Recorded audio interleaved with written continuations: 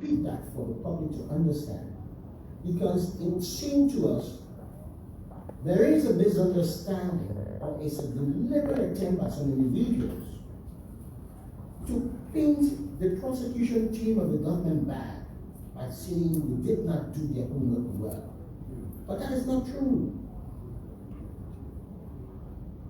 The evidence presented in court, as far as the Ministry of Justice and the executive branch of government concerned, was compelling, was clear and convincing. The best available witnesses were produced. However, the jurists saw that in a different way. And perhaps the charge given by the judge, the sitting judge, Judge Dixon, to the jury, that if the return is not given Rennie, 200,000 taken from the defendants would be returned. So perhaps it influenced the impaneled jury. While we want to move on, we are hurt. The country is hurting as a result of this verdict, whether we like it or not. Nobody wins here. The executive, neither the judiciary. We are all losers, and Liberia is hurting because of this kind of verdict. And people think that it's something to joy about. No, it's not something to joy about. The effort to fight international drug trafficking with Liberia being an integral part requires all branches of government to play their role. Thorough legislation, appropriate legislation that will ensure the laws are clear and strong. And when people break them, they face the full will of the law.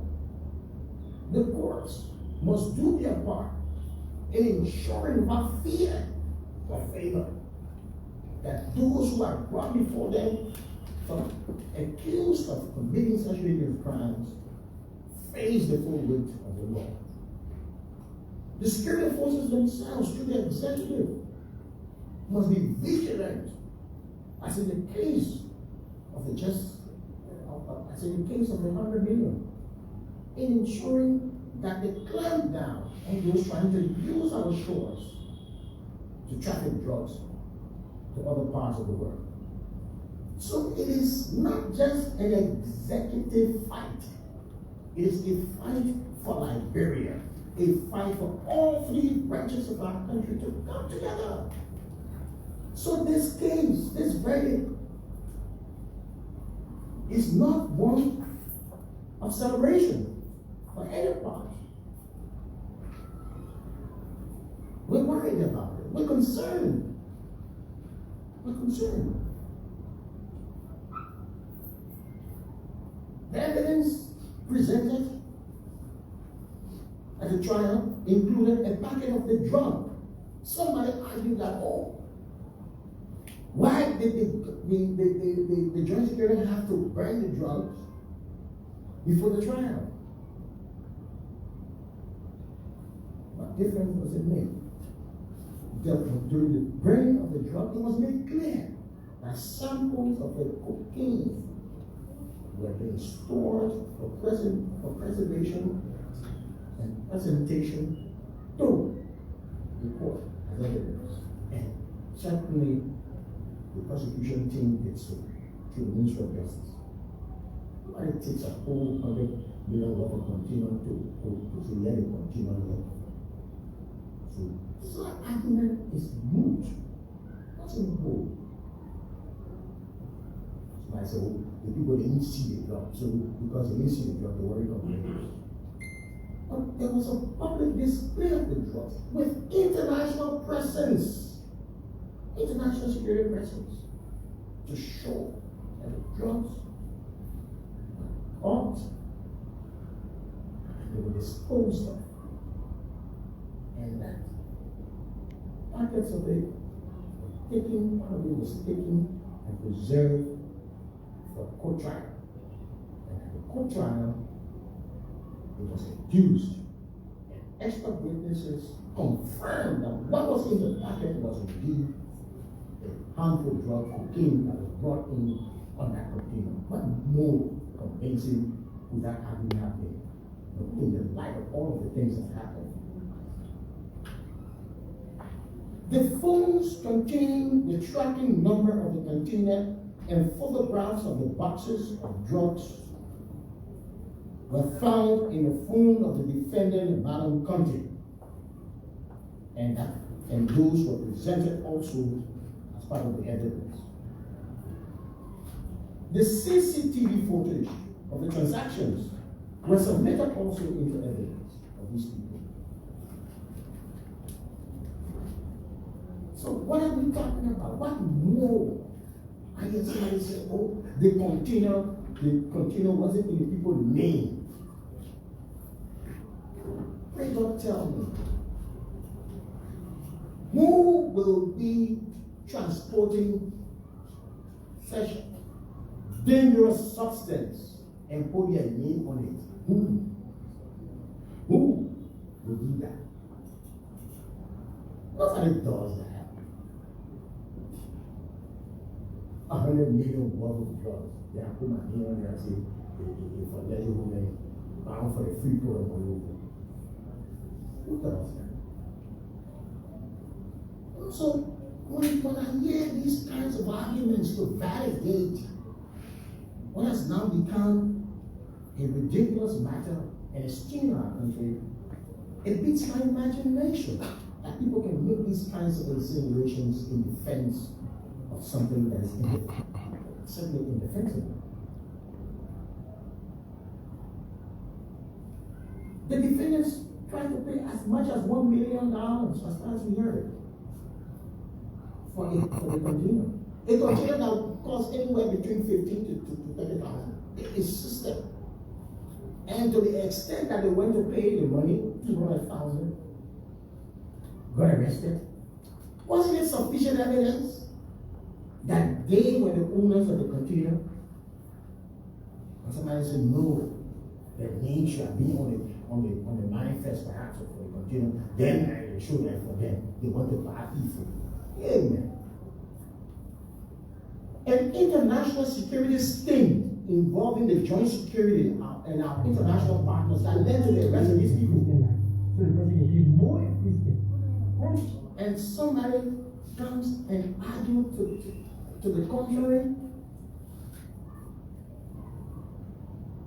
Somebody comes and argues to the contrary. Hello? Hello? Let's be clear here.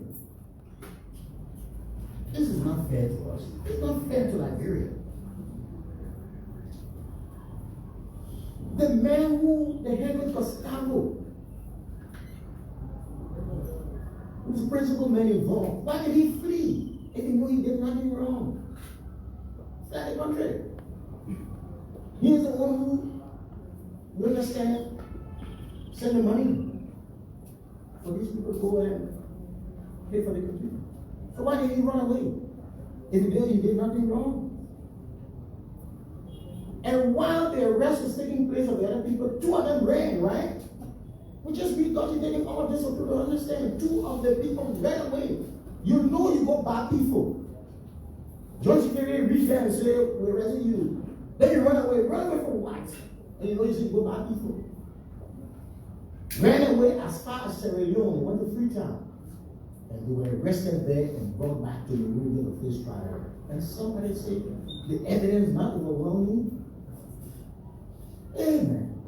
What more could have been done? What more could have been done? So we can talk about all the legalese here and try to play around the sentiments of our gullible public. But this thing God showed to us as a country. And look, we are hearing all of this. All of us are feeling terrible as a result of what occurred. We are a country part of the international coalition in the fight against drug trafficking. We have to be seen as being serious in playing our role The security forces must be commended for doing what they did. The Justice Ministry did its part. Somebody said, why would they didn't arrest the THR people? Okay, let's agree they didn't arrest the THR people for the sake of the argument of those making that. So it means that other people should go free. Let's incarcerate and nail the other people who were caught red-handed. While we look for additional evidence or investigation that will lead to if the THR was complicit in the matter. But set everybody free just because you say, oh, the other people, and you didn't arrest the other people? Is that what we're saying? You go see people doing something wrong, committing crime. 3 persons in the process of committing crime. You catch 2 persons, one man run away. Then you say because if they don't run away, so release the other 2 people. So what happened to the crime that was being committed? What happened? Who takes responsibility? Is that an argument that they're bringing? If THR was complicit in this matter, would they have been the whistleblowers to call the security and alert the national security and say, this is what's going on? So let's leave all of this. Because we know the truth. We know what happened. We know. This is unfair to our country. Unfair to the image of our country. To allow for this kind of ruling to happen and we try to justify it. We know the problem with drugs in our own setting on earth. And then what about the international repercussions? West Africa, we all know, has become a transit point for trafficking of these drugs, these dangerous substances to Europe and other parts of the world. And we as a country are playing our part in this international coalition against these hardcore criminals. And yet, we're not getting the kind of cooperation we need from all who are supposed to be helping in this process. This fight against drug trafficking is not an executive fight. It's a Liberian fight that requires all hands on deck, including the judiciary and the legislature. And all of us Liberians, when we see things, we should blow the whistle, we should talk about it, we should inform the national security, and we should stand ready. Our courts should be brave enough, courageous enough to hand down appropriate sentences and judgments that will signal to the would-be criminals that Liberia is no safe haven for such. Right now, I don't think we'll send that kind of signal out. But the country will not waver. The Justice Ministry is pursuing all different methods with our international partners for the rearrest of these individuals, to bring them to the middle of our jurisdiction so that the law can take its course. Not leaving no stone unturned in this matter. Just wanted to flag that point as we make progress.